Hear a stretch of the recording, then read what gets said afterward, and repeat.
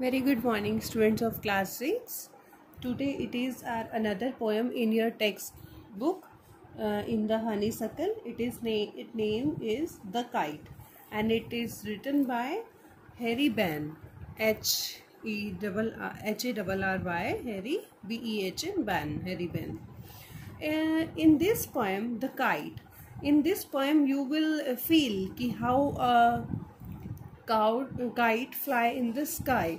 Ki have you ever tried to fly one, and when it flies what feeling you will take that time कि जब आपके पास एक new kite आती है, आप उसको डोरी से ऊपर की तरफ जैसे उड़ाने की कोशिश करते हो, और वो सारा एक्सपीरियंस कि जब वो ऊपर हाई स्काई में जाती है तो आप उसको नीचे से देख रहे हो, और फिर आप उसका कंपैरिजन करते हो। और ऐसे ही पोएट ने भी इस में काइट के बारे में डिस्क्राइब किया है कि ये कैसे उड़ती है स्काई में, कैसी लगती है। फिर उसका कंपैरिजन किया है कि एक लहरों के बीच में बड़े से समुद्र में कैसे एक शिप चलता है, तो उसी तरीके से जब हमारी काइट ऊपर स्काई में होती है तो वो ऐसे ही लगती है कि जैसे एक मतलब पूरे स्काई में फ्लाई कर रही है वो। और जैसे अगर हम उसको फ्लाई कर रहे होते हैं और अगर हवा कहीं कम होती है तो फिर वो नीचे की तरफ आने लगती है, उसकी डोरी जो है वो ढीली पड़ने लगती है। और फिर अगर हवा का बहाव तेज हो जाता है, हवा तेज हो जाती है, तो फिर उसके पंखों में जान आ जाती है, फिर वो और ऊंची ऊंची उड़ती है। और फिर अगर मान लीजिए कि अचानक से हमारी काइट कट जाती है, और फिर कैसे कट के या तो वो किसी के घर छत पे चली जाती है या फिर किसी पेड़ में फंस जाती है और फट जाती है बुरी तरह से, मतलब उसकी कंडीशन हो जाती है। तो वो एक सारा एक्सपीरियंस जो है काइट फ्लाइंग का, वो इसमें पोएट ने डिस्क्राइब किया है। तो let's read the poem. All of us like to fly kites, have you ever tried to fly one? Read this poem about a kite as it flies in the sky. How bright on the blue is a kite when it's new? कि how bright कितनी चमकती है on the blue, blue means sky, आसमान में, is a kite when it is new, कि एक kite जो होती है वो जब न्यू होती है तो वो जब आसमान में होती है तो वो कितनी चमकती है। यहाँ पे ब्लू को जो है वो सिमिली किया गया है स्काई के। Sky means blue. With a dive, dive means गोता लगाना, and a dip, dip means नीचे की तरफ देखना, झुकना।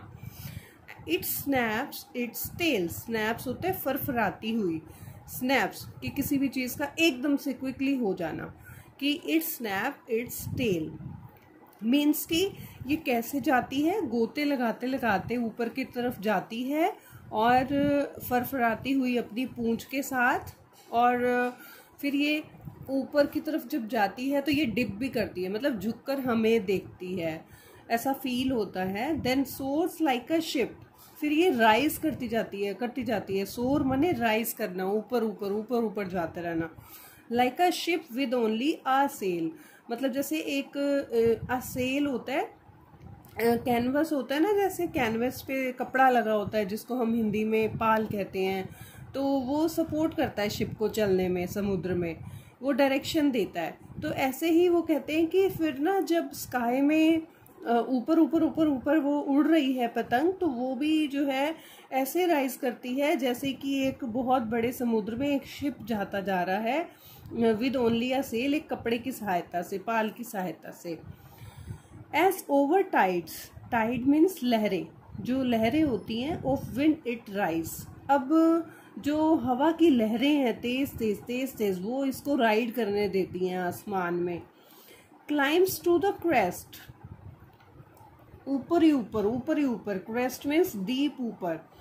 Of a gust, gust means हवा का झोंका, एंड पुल्स, और फिर हम इसको खींचते हैं। कहते हैं ये क्लाइम क्या, ऊपर ही ऊपर चढ़ती जाती है पूरा ऊपर तक। ऑफ अ गेस्ट, और हवा का एक झोंका आता है, और एंड पुल्स, और इसको खींचता है। Then seems to rest as wind falls, मतलब जैसे हवा जो है थोड़ी रुक सी जाती है तो ऐसा प्रतीत होता है मानो ये रेस्ट करना चाहती है। When string goes slack, slack means ढीला पड़ जाना। string मतलब जिस डोर से हमने काइट को बांधा हुआ है, अब वो जो धागा है वो ढीला पड़ने लगता है। You wind it back, जब आप इसको नीचे की तरफ अपनी तरफ हवा में लेने लगते हो। And run until a new breeze blows, और फिर ये एक जब नया हवा का झोंका आता है तब तक ये दौड़ती है। And its wings fill and up it goes, फिर इसके पंखों में फिर से जान आ जाती है। जब एक नया हवा का झोंका फिर से चलता है फिर इसके पंखों में जान आ जाती है। एंड अप इट गोज, और फिर वो हवा का झोंका इसको फिर से ऊपर लेकर के जाता है। How bright on the blue, कि ये कितनी चमकती है इस आसमान में। Is a kite when it's new, कि फिर से वही लाइन आई कि फिर से कि ये कितनी जब नई होती है तो कितनी चमकती है एक नीले आसमान में। But a raider thing you never will see when it flaps on a string in the top of a tree. Means कि जैसे मैंने आपको बताया कि अब ये चीज़ आपने नहीं देखी होगी। वैसे तो जब हम काइट को फ्लाई करते हैं तो होता क्या है कि बहुत सारी काइट फ्लाई हो रही हैं। अब कोई ना कोई काइट किसी दूसरे काइट को काटती है, तो उसी चीज़ को एक्सप्लेन किया गया है कि जब when it flaps on a string, कि जब ये फंस जाती है, इसकी स्ट्रिंग जब कट जाती है ये, तो फिर ये कट के क्या होता है कि तब हमसे ये नहीं देखा जाता कि but a raider thing, raider होता है काफ़ी रफ सी सिचुएशन हो जाती है उसकी, कब जब वो उसका डोरी कट जाती है और वो किसी ट्री में फंस जाती है, कि किसी ट्री की ब्रांच में फंस के वो बुरी तरह से फट गई। तो this is about the poem, this is the experience कि अबाउट काइट फ्लाइंग, कि when a new kite you will try to fly in the sky, then which type of experience, which kind of feelings will come in your mind. Okay, so this is about the poem and this is the exercise.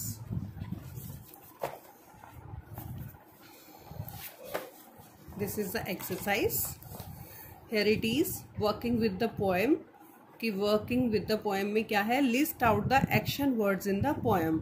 Action word वो होते हैं like verb, कि the words which from which we can means कि the action, the time of action going on, कि वो action कौन सा है, जो वर्ड है उससे किसी के काम के होने का पता चलता है कि कोई काम हो रहा है। जैसे डाइव, डिप, स्नैप्स, फिर मैंने इसमें कुछ और ऐड किए हैं, soar, pull, flap, ride. Means from the poem we have to search the action words, okay, and find out the meanings of these words, and then you have to find out the meanings. Okay, then next is read these lines from the poem.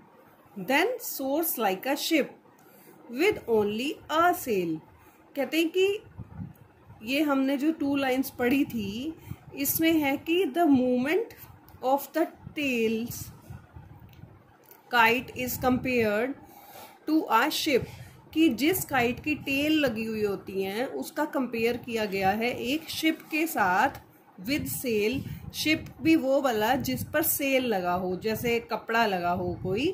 This is called a simile. Simile मतलब कि same meaning, कि यहाँ पे kite जिसकी tell हो और उधर से शिप जिस पर कपड़ा लगा हो, तो उनको एक समान माना गया है। कैन यू सजेस्ट व्हाट और हु द फॉलोइंग एक्शंस में बी कंपेयर टू, कि लाइक ही रन्स लाइक। अब हमें क्या करना है कि ही जो है उसका कंपैरिजन करना है कि वो दौड़ता है कैसा। अब हमें उससे कंपैरिजन करना है जो बहुत तेज दौड़ता है। So I have written here deer, he runs like deer, he eats like wolf. अब वुल्फ बहुत खाता है, he eats like wolf. She sings like nightingale, you know कि नाइटिंगेल की वॉइस बहुत अच्छी होती है, तो वो भी ऐसा ही गाती है जैसे कि nightingale. It shines like moon, sun, या फिर ग्लो वार्म जिसको हम जुगनू भी कहते हैं, उसकी तरह चमकता है। इट फ्लाइज लाइक बर्ड कह सकते हैं, वही काइट भी कह सकते हैं। मीन्स कि simile this is about the comparison. Comparison means कि when we are going to compare a object with another object, then it will be the same meaning. तो इसका meaning same होगा, वो चीज़ है ये.